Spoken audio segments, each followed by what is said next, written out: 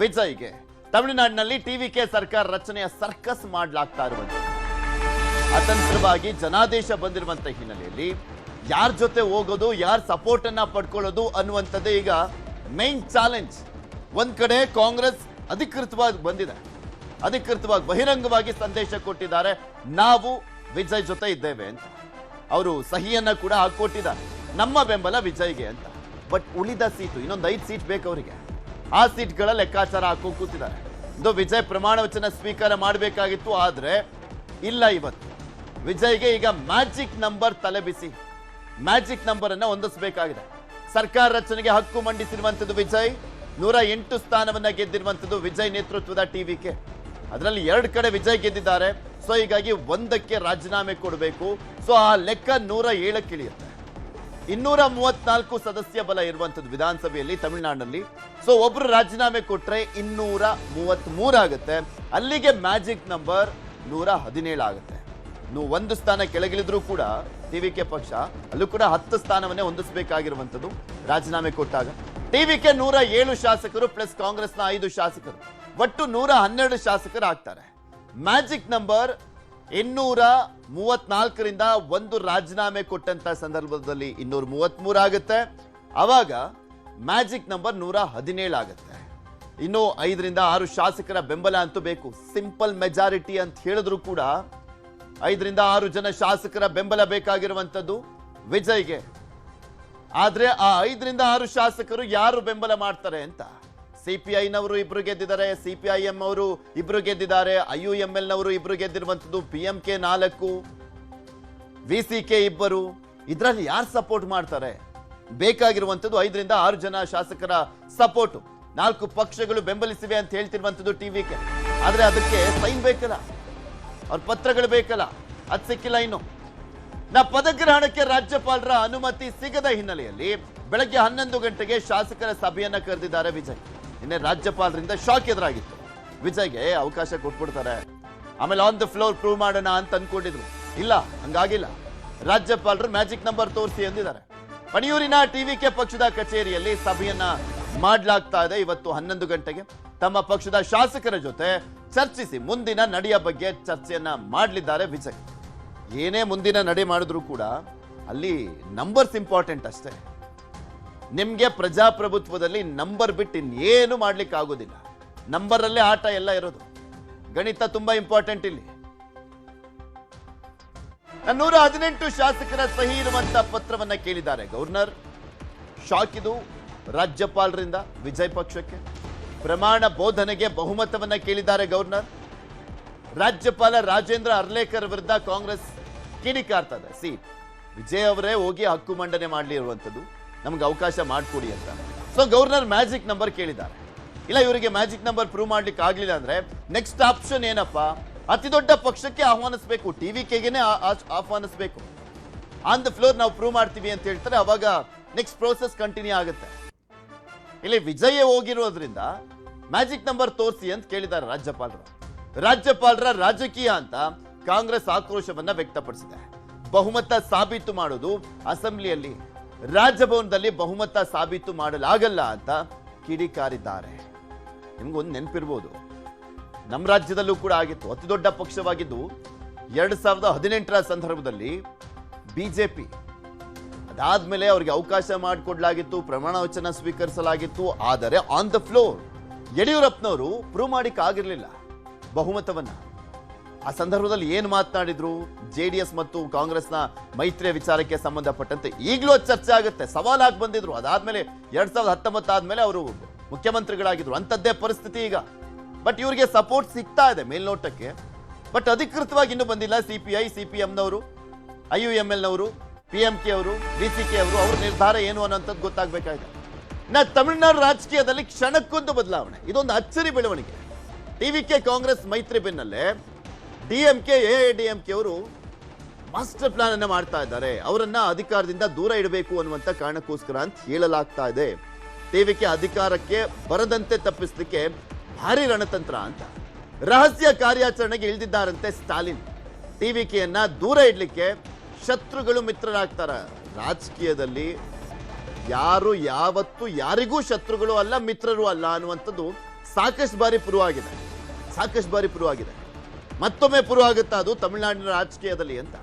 DMK AADMK ಮೈತ್ರಿ ಎಂಬ ವದಂತಿ. ಯಾಕೆಂದ್ರೆ ಫಾರ್ ಎಕ್ಸಾಂಪಲ್ DMK ತಗೋಣ. DMK ಹಾರ್ಡ್ ಕೋರ್ ಲೆಫ್ಟಿಸ್ಟ್ ಅವರು. ಈ ಸ್ಟಾಲಿನ್ ಮಗ ಏನೇನೆಲ್ಲ ಮಾತಾಡಿದಾನೆ ಎಲ್ರಿಗೂ ಗೊತ್ತಲ್ಲ. ಸನಾತನ ಧರ್ಮದ ವಿಚಾರಕ್ಕೆ, ಹಿಂದೂ ಧರ್ಮದ ವಿಚಾರಕ್ಕೆ ಸಂಬಂಧಪಟ್ಟಂತೆ ಅವ್ರು ಯಾವ ಲೆವೆಲ್ಗೆ ಯಾವ ತರ ಸ್ಟ್ಯಾಂಡ್ ಅಂತ ಎಲ್ರಿಗೂ ಗೊತ್ತಿರುವಂತ. ಅವರೇನೆ ಬಿಜೆಪಿ ಜೊತೆ ಹೋಗಿದ್ದಂತವ್ರು, ಬಿಜೆಪಿ ಜೊತೆ ಮೈತ್ರಿ ಮಾಡ್ಕೊಂಡಿದ್ರು, ಸಪೋರ್ಟ್ ಕೊಟ್ಟಿದ್ರು. ಈಗ ಶಿವಸೇನೆ ಹೋಗಿರ್ಲಿಲ್ವಾ NCP ಜೊತೆ? ಅವ್ರ ವಿರುದ್ಧನೇ ಹೋರಾಟ ಮಾಡ್ಕೊಂಡು ಬಂದಂತವ್ರು. ಕಾಂಗ್ರೆಸ್ ಜೊತೆ ಹೊಂದಾಣಿಕೆ ಮಾಡ್ಕೊಂಡಿಲ್ವಾ? ಅಧಿಕಾರ ಅಷ್ಟೇ. ಅಧಿಕಾರಕ್ಕೆ ಯಾರ ಜೊತೆ ಎಂತ ಸಂದರ್ಭದಲ್ಲಿ ಬೇಕಾದ್ರೂ ಅಧಿಕಾರಕ್ಕೋಸ್ಕರ ಹೊಂದಾಣಿಕೆ ಮಾಡ್ಕೊಂಡಿರುವಂತ ನೋಡಿದೀವಿ ನಾವು. ಸೊ ಹಂಗಾಗ್ಬಿಡುತ್ತಾ ತಮಿಳುನಾಡಿನ ರಾಜಕಾರಣದಲ್ಲಿ? DMK ADMK ಒಂದಾದ ತಕ್ಷಣ ಅವ್ರೇನು ಪೂರ್ಣ ಬಹುಮತ ಇಲ್ಲ, ಅವ್ರಿಗೂ ಕಂಪ್ಲೀಟ್ ಮೆಜಾರಿಟಿ ಏನಿಲ್ಲ. ಯಾಕೆಂದ್ರೆ ಕಾಂಗ್ರೆಸ್ ಈಗ ಆಲ್ರೆಡಿ TVK ಜೊತೆ ಬಂದಿದೆ. DMK ಪ್ಲಸ್ ಅಂದ್ರೆ DMK ನೇತೃತ್ವದ ಒಂದು ಮೈತ್ರಿಕೂಟದಲ್ಲಿ 5 ಜನರ ಬೆಂಬಲ ಈಗ ಆಲ್ರೆಡಿ ಕಡಿಮೆ ಆದಂತಾಗಿದೆ. ಇನ್ನ ADMK ನಲ್ಲೇ ಒಡಕಿರುವಂತದ್ದು. ಸೊ ಹೀಗಾಗಿ ಆ ರೀತಿಯಾದಂತ ಒಂದು ಕ್ಯಾಲ್ಕುಲೇಷನ್ ಇದೆಯಲ್ಲ, ಅದು ವರ್ಕೌಟ್ ಆಗತ್ತಾ? ನಿಜಕ್ಕೂ ಆ ರೀತಿಯ ಹೊಂದಾಣಿಕೆ ಮಾಡ್ಕೊಳ್ತಾರ? DMK ಅವ್ರು ಹೇಳ್ತಾ ಇದ್ರು ನಾವು ರೆಡಿ ಇದೀವಪ್ಪ ವಿರೋಧ ಪಕ್ಷದಲ್ಲಿ ಕೂತ್ಕೊಳ್ಳೋದಕ್ಕೆ ಅಂತ. ಚೆನ್ನೈ ನೆಹರು ಸ್ಟೇಡಿಯಂ ಬಳಿ ಬರ್ತಾ ಇದ್ದಾರೆ ಫ್ಯಾನ್ಸ್. ಇವತ್ತು ವಿಜಯ್ ಪ್ರಮಾಣ ವಚನವನ್ನ ಸ್ವೀಕಾರ ಮಾಡ್ತಾರೆ ಅನ್ನುವಂತ ಕಾರಣಕ್ಕೋಸ್ಕರ ನಟ ವಿಜಯ್ ಅಭಿಮಾನಿಗಳಿಗೆ ನಿರಾಸೆ, ಕಣ್ಣೀರನ್ನ ಹಾಕ್ತಾ ಇದ್ದಾರೆ. ದೊಡ್ಡ ಅಭಿಮಾನಿ ಬಳಗ ಅಲ್ವಾ ವಿಜಯ್ ಹೊಂದಿರುವಂಥದ್ದು? ಅದು ಪ್ರೂವ್ ಆಯ್ತಲ್ಲ ರಾಜಕಾರಣದಲ್ಲೂ ಕೂಡ.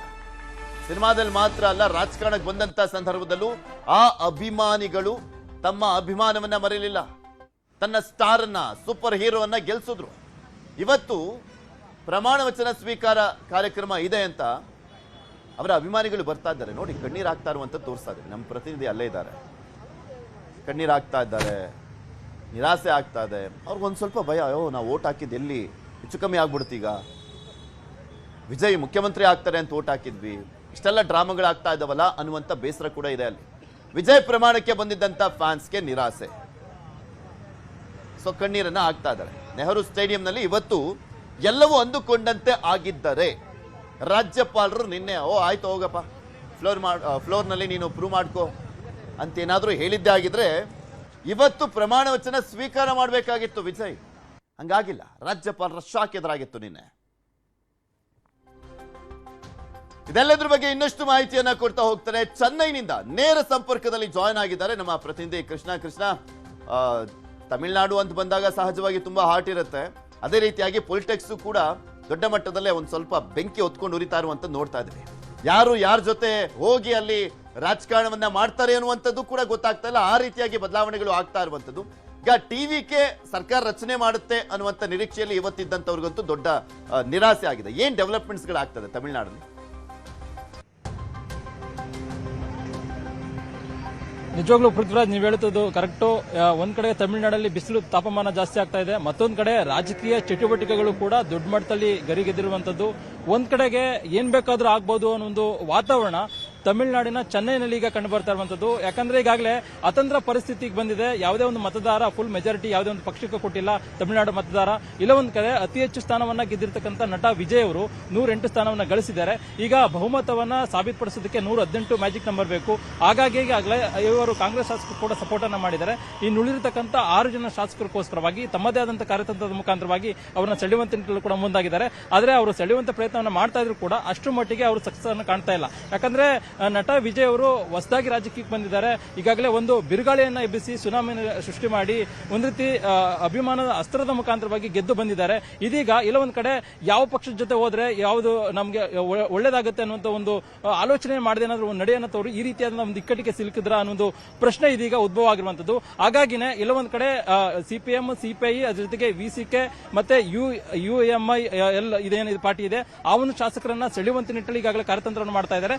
ಆದ್ರೆ ಮಿತ್ರ ಪಕ್ಷದ ನಾಯಕ ಅಂದ್ರೆ DMK ಮಿತ್ರ ಪಕ್ಷದಲ್ಲಿರ್ತಕ್ಕಂಥ CPI, CPM ಮತ್ತೆ VCK ಅವರನ್ನ ಬಿಟ್ಕೊಡುವಂತ ಒಂದು ಲಕ್ಷಣಗಳು ಕಾಣ್ತಾ ಇಲ್ಲ. ಯಾಕಂದ್ರೆ ಈಗಾಗಲೇ DMK ಅಲಯನ್ಸ್ ಅಲ್ಲಿ ಇದ್ರು ಆ ಶಾಸಕರು, 6 ಜನ ಶಾಸಕರು. ಈಗ ಅವ್ರನ್ನ ಒಂದು ರೀತಿ ಬಿಟ್ಕೊಡುವಂತ ನಟ ವಿಜಯ್ ಅವ್ರ ಜೊತೆ ಬಿಟ್ಕೊಡುವಂತ ನಿಟ್ಟಿನಲ್ಲಿ ಸ್ಟಾಲಿನ್ ಅವರು ಕೂಡ ಮುಂದಾಗಿಲ್ಲ. ಇವತ್ತು ಸಂಜೆ ಕೂಡ DMK ನಾಯಕರಾಗಿರ್ತಕ್ಕಂಥ ಸ್ಟಾಲಿನ್ ಅವರು ಕೂಡ ಸಭೆಯನ್ನು ಕರೆದಿದ್ದಾರೆ, ಶಾಸಕರ ಸಭೆ. ಆಗ ಅಲಯನ್ಸ್ ಪಾರ್ಟಿಯ ಶಾಸಕರು ಕೂಡ ಬಂದಂತ ಸಂದರ್ಭದಲ್ಲಿ ಅವ್ರ ಜೊತೆ ಚರ್ಚೆ ಮಾಡಿ ಯಾವುದೇ ಕಾರಣಕ್ಕೂ ಕೂಡ TVK ಜೊತೆ ಹೋಗದಂತೆ ಒಂದು ರೀತಿ ಸಂದೇಶ ನಡೆಯನ್ನು ತರುವಂತ ಕೂಡ ಮುಂದಾಗಿದ್ದಾರೆ. ಮತ್ತೊಂದು ಕಡೆ PMK ಪಕ್ಷ ಕೂಡ ಇದೆ, ಅವ್ರನ್ನು ಕೂಡ ಸೆಳೆಯುವಂತ ನಿಟ್ಟಿನಲ್ಲಿ ಕೂಡ ಮುಂದಾಗ್ತಾ ಇದ್ದಾರೆ. ಆದ್ರೆ ಅವರು ಕೂಡ ಈಗ ಕೈಗೆ ಸಿಗ್ತಾ ಇರುವಂತ ಒಂದು ವಾತಾವರಣ ಕೂಡ ಕಂಡು ಬರ್ತಾ ಇದ್ದಾರೆ. ಹಾಗಾಗಿನೇ ಇದ್ರ ನಡುವೆ TVK ಪಕ್ಷದ ನಾಯಕರಾಗಿರ್ತಕ್ಕಂಥ ನಟ ವಿಜಯ್ ಅವರು ಇವತ್ತು ಬೆಳಿಗ್ಗೆ 11 ಗಂಟೆಗೆ ತಮ್ಮ ಪಣಿಯೂರಿನ TVK ಪಕ್ಷದ ಕಚೇರಿಯಲ್ಲಿ ಸಭೆಯನ್ನು ಕೂಡ ಕರೆದಿದ್ದಾರೆ, ಶಾಸಕರ ಸಭೆಯನ್ನ. ಯಾಕಂದ್ರೆ ಈಗಾಗಲೇ ನಿನ್ನೆ ಗವರ್ನರ್ ಅನ್ನು ಕೂಡ ಭೇಟಿಯನ್ನ ಮಾಡಿದ್ರು. ಗವರ್ನರ್ ಅವರು 118 ಮ್ಯಾಜಿಕ್ ನಂಬರ್ ಅನ್ನ ತೋರಿಸಿ ಅಂತ ಹೇಳಿದ್ರು. ಆದ್ರೆ ಅಲ್ಲಿ ಇದ್ದಂತದ್ದು ಕೇವಲವಾಗಿ ಕಾಂಗ್ರೆಸ್ ಶಾಸಕರು ಮತ್ತೆ ತಮ್ಮ ಪಕ್ಷದ 108 ಜನ ಶಾಸಕರ ಸಹಿ ಮಾತ್ರ. ಹಾಗಾಗಿನೇ 118 ಮ್ಯಾಜಿಕ್ ನಂಬರ್ ತೋರಿಸಿರ್ತಕ್ಕಂಥ ಒಂದು ಸಂದರ್ಭದಲ್ಲಿ ಈಗ ಪದಗ್ರಹಣ ಕಾರ್ಯಕ್ರಮಕ್ಕೂ ಕೂಡ ಗವರ್ನರ್ ರಾಜೇಂದ್ರ ಅರ್ಲೇಕರ್ ಅವರು ಕೂಡ ಅನುಮತಿಯನ್ನು ಕೊಟ್ಟಿಲ್ಲ. ಹಾಗಾಗಿನೇ ಈಗ ಒಂದು ರೀತಿ ನಿರಾಸೆಯಿಂದ ವಾಪಸ್ ಬಂದಿರತಕ್ಕಂಥ ನಟ ವಿಜಯ್ ಅವರು ತಮ್ಮ ಮನೆಯಲ್ಲಿ ಕುಳಿತುಕೊಂಡು ಯಾವ ರೀತಿಯಾಗಿ ಕಾರ್ಯತಂತ್ರವನ್ನು ಮಾಡಬೇಕು. ಈಗಾಗಲೇ ನಟ ವಿಜಯ್ ಅವರ ಪಕ್ಷದಲ್ಲಿರ್ತಕ್ಕಂಥ ಟಿವಿ ಪಕ್ಷದ ಹಿರಿಯ ನಾಯಕರು ಕೂಡ ಇದ್ದಾರೆ. ಅವರ ಮುಖಾಂತರವಾಗಿ ಅವರೆಲ್ಲರೂ ಕೂಡ ಈ ಹಿಂದೆ AIADMK ಪಕ್ಷದಲ್ಲಿ ರಾಜಕೀಯ ಮಾಡಿ ಬಂದಂತವರು. ಅವರು AIADMK ಯಾರೆಲ್ಲ ಶಾಸಕರಿದ್ದಾರೆ ಅವ್ರನ್ನ ಒಂದಷ್ಟು ಸೆಳೆಯುವಂತ ನಿಟ್ಟಿನಲ್ಲಿ ಕೂಡ ತಂತ್ರಗಾರಿಕೆಯನ್ನು ಮಾಡ್ತಾ ಇದ್ದಾರೆ. ಆದ್ರೆ AIADMK ನಾಯಕರು ಕೂಡ ಈಗಾಗಲೇ ಅಲರ್ಟ್ ಆಗಿರುವಂತದ್ದು. ಯಾವುದೇ ಕಾರಣಕ್ಕೂ ಕೂಡ TVK ಪಕ್ಷದ ಜೊತೆಗೆ ಕೈ ಜೋಡಿಸುವಂತ ನಿಟ್ಟಿನಲ್ಲಿ ಯಾವುದೇ ಕಾರಣಕ್ಕೂ ಕೂಡ ಶಾಸಕರನ್ನ ಒಂದು ರಕ್ಷಣೆ ಮಾಡುವಂತ ನಿಟ್ಟಿನಲ್ಲಿ ಕೂಡ ಮುಂದಾಗಿದ್ದಾರೆ.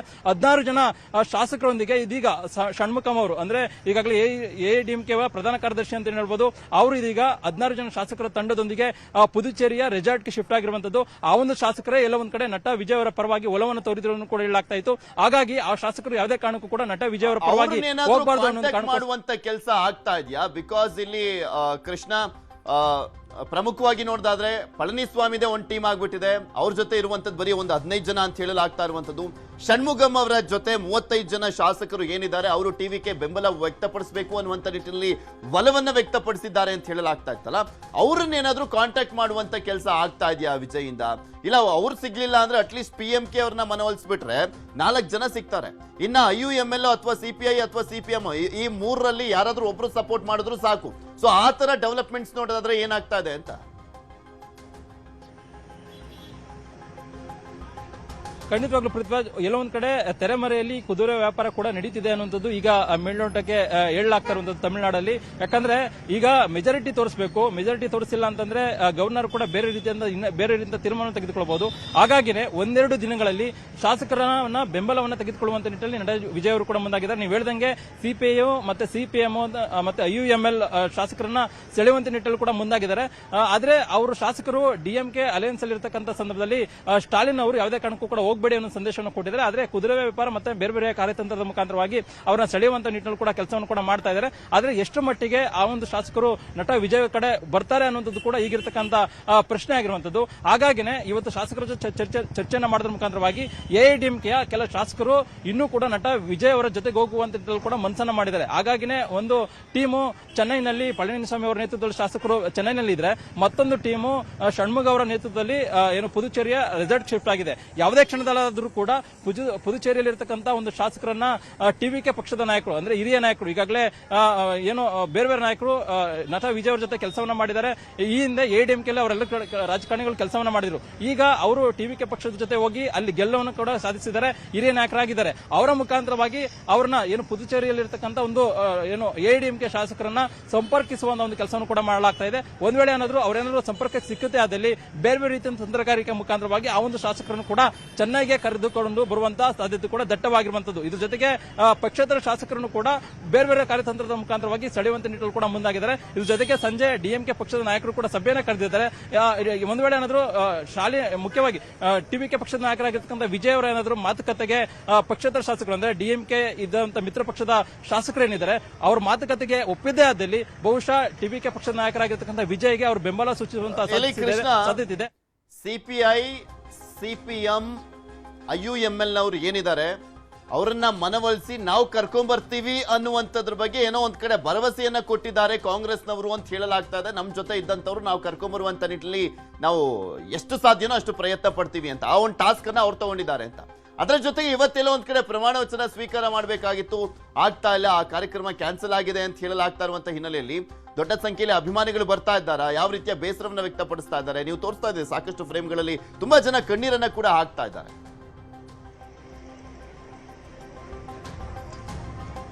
ಪೃಥ್ವಿರಾಜ್, ಈಗಾಗಲೇ ತಮಿಳುನಾಡಲ್ಲಿ ದೊಡ್ಡ ರಾಜಕೀಯ ಪಕ್ಷವಾಗಿ ಹೊರಹೊಮ್ಮಿರುವಂತದ್ದು ಟಿವಿಕೆ ಪಕ್ಷದ ಶಾಸಕರು 108 ಸ್ಥಾನವನ್ನು ಗೆದ್ದಿದ್ದಾರೆ. ಎಲ್ಲ ಒಂದ್ ಕಡೆ ನಟ ವಿಜಯ್ ಅವರಿಗೆ ಅಭಿಮಾನಿಗಳ ಸಂಖ್ಯೆ ಜಾಸ್ತಿ ಇದೆ. ಈಗ ನಾವು ನೋಡಬಹುದು ಚೆನ್ನೈನ ನೆಹರು ಕ್ರೀಡಾಂಗಣದ ಬಳಿ ಇದ್ದೇವೆ. ನಿನ್ನೆ ದಿನ ಸಾಕಷ್ಟು ಸಿದ್ಧತೆಯನ್ನು ಮಾಡಿಕೊಳ್ಳಲಾಗಿತ್ತು ಪೃಥ್ವಿರಾಜ್. ಈಗಾಗಲೇ ಬ್ಯಾರಿಕೇಡ್ಗಳನ್ನು ಕೂಡ ನೋಡಿದ್ದೇವೆ. ಬಹಳ ಪ್ರಮುಖವಾಗಿ ಬ್ಯಾರಿಕೇಡ್ಗಳನ್ನು ಹಾಕೋದ್ರ ಮುಖಾಂತರವಾಗಿ ಒಳಗಡೆ ಕೂಡ ಎಲ್ಲ ಸಕಲ ಸಿದ್ಧತೆಯನ್ನು ಕೂಡ ಮಾಡಲಾಗಿತ್ತು. ಆದ್ರೆ ಇವತ್ತು ಪದಗ್ರಹಣ ಬೆಳಗ್ಗೆ 11 ಗಂಟೆ ಸುಮಾರಿಗೆ ತೆಗೆದುಕೊಳ್ಳಬೇಕಾಗಿತ್ತು ನಟ ವಿಜಯ್ ಅವರು. ಆದ್ರೆ ಅಂತಿಮವಾಗಿ ಗವರ್ನರ್ ಯಾವಾಗ ಮ್ಯಾಜಿಕ್ ನಂಬರ್ ತೋರಿಸಲಿಲ್ಲ ಅನ್ನೋ ಕಾರಣಕ್ಕೋಸ್ಕರವಾಗಿ ಅನುಮತಿಯನ್ನು ಕೊಟ್ಟಿಲ್ಲ. ಇದೀಗ ಇಲ್ಲೊಂದ್ ಕಡೆ ನಿರಾಸೆಯಿಂದನೇ ಒಂದಷ್ಟು ಜನ ಈಗಾಗಲೇ ಫ್ಯಾನ್ಸ್ ಅಭಿಮಾನಿಗಳ ಸಂಖ್ಯೆ ಈಗಾಗಲೇ ಇಲ್ಲಿ ಬಂದಿರುವಂತದ್ದು ನಾವು ಕಾಣಬಹುದಾಗಿದೆ. ನೋಡಬಹುದು ನೀವು ಸಾಕಷ್ಟು ಸಂಖ್ಯೆಯಲ್ಲಿ ಈಗಾಗಲೇ ಅಭಿಮಾನಿಗಳು ಇಲ್ಲಿ ಬಂದು ನಿಂತಿರುವಂತದ್ದು. ಅವರು ವಿಜಯ್ ಅವರು ಪ್ರಮಾಣ ವಚನ ಇವತ್ತು ಸ್ವೀಕಾರ ಮಾಡ್ತಾರಾ ಇಲ್ವಾ ಅನ್ನುವಂಥದ್ದು ಅವ್ರಿಗೆ ಇನ್ನೂ ಕೂಡ ಗೊತ್ತಿಲ್ಲ.